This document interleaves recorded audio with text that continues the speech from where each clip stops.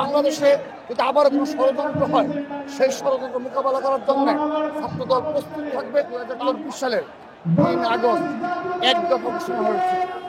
সেই এক দফা ঘোষণায় শহীদ মিনারে ছাত্র দলের হাজার হাজার লাখো ছাত্রদল অংশগ্রহণ করেছে।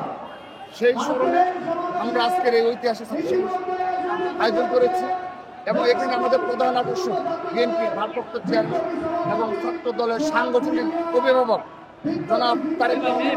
তিনি আজ ছাত্র দলের আমাদের এই লাখো লাখো নেতাকর্মীদের উদ্দেশ্যে দিক নির্দেশনামূলক বক্তব্য রাখবেন এবং তারা এই দিক নির্দেশনা নিয়ে এবং এই দেশে যে ষড়যন্ত্র চলমান রয়েছে সেই ষড়যন্ত্রকে মোকাবেলা করার জন্য ছাত্রদলকে আমরা প্রস্তুত রাখবো, সেই বার্তা দেওয়া হবে।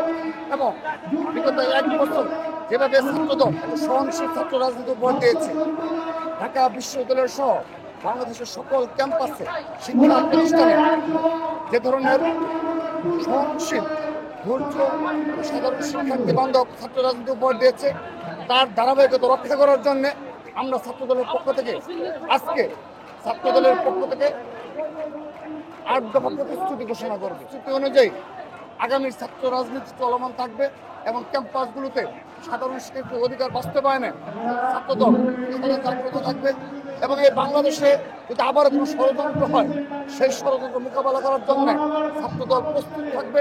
তার বার্তা দেওয়ার জন্য আজকে আমরা এই ঐতিহাসিক ছাত্র সংগ্রাম আমাদের এই প্রতিশ্রুতিগুলো বাস্তবায়নের জন্যই ছাত্রদল আগামী ছাত্র রাজনীতি চলমান রাখবে। সেই বিষয়গুলো আমাদের স্পষ্ট অবস্থান, ডাকসু সহ বাংলাদেশের সকল ছাত্র সংগঠন সংসদ নির্বাচনে ছাত্রদল অবশ্যই অংশগ্রহণ করবে।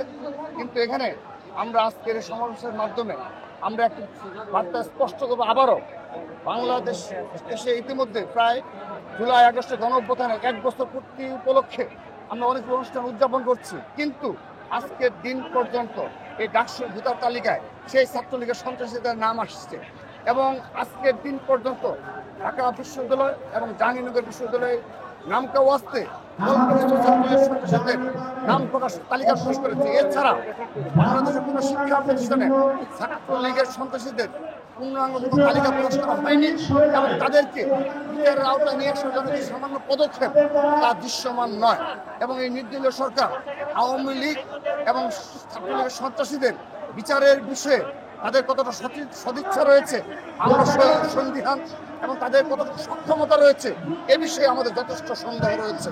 সেজন্য আমাদের মূল দাবি ছাত্র সংসদ নির্বাচনের পূর্বেই যেন ছাত্রলীগের বিচার এবং সন্ত্রাসীদের চিহ্নিত করে তাদেরকে যেন ছাত্রত্ব বাতিল করার সহ প্রকল্প সিদ্ধান্ত যেন না হয়।